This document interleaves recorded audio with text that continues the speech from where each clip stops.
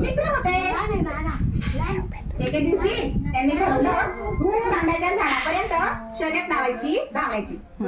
तसा बोलला मी काय शर्यत जिंकून घेईन, मी खूप जोरात पडतो. मग असं बोलला आपण बघू. शर्यत सुरू होते. तसा उड्या मारत मारत पुढे जातो. उड्या मारत मारत मारत पुढे जातो आणि कासव हळूहळू चालतो.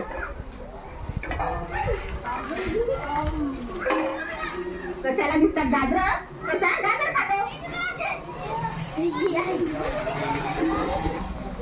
मागे बघतो तर कासव खूप लांब आहे.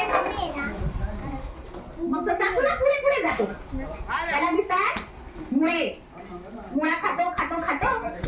मागे बघतो कासव खूप लांब आहे. पुन्हा पुढे उड्या मारत मारत पुढे जातो.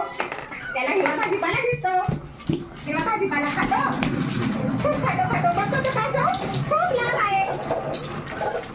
पुढे जातो त्याला एक मोठं झाड दिसतं. झाडाखाली मस्त झोपून राहतो. तेवढा कासव हळू हळू हळू कशापर्यंत येतो. बघतो तसं कासव गेला आहे. कासव त्यांना होता हळू हळू पुढे जातो. पुढे जात जात आंब्याच्या झाडापर्यंत जातो आणि शर्यत जिंकतो.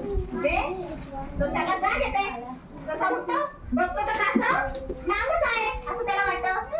मग तसा पुन्हा पुढे मारत मारत पुढे पुढे जातो. पुढे पुढे जातो.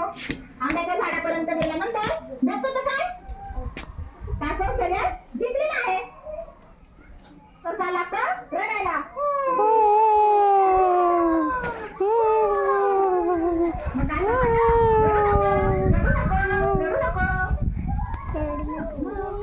असा गर्व करायचा नाही. मी हळूहळू चाललो तरी शर्यत जिंकून गेलो. आणि ससा म्हणतो आता मी असं करणार नाही. आणि ते पुन्हा एकमेकांचे पक्के मित्र बनतात आणि आनंदाने राहू लागतात. अशा प्रकारे गोष्टीवरून आपल्याला समजलं की गर्वाचं घर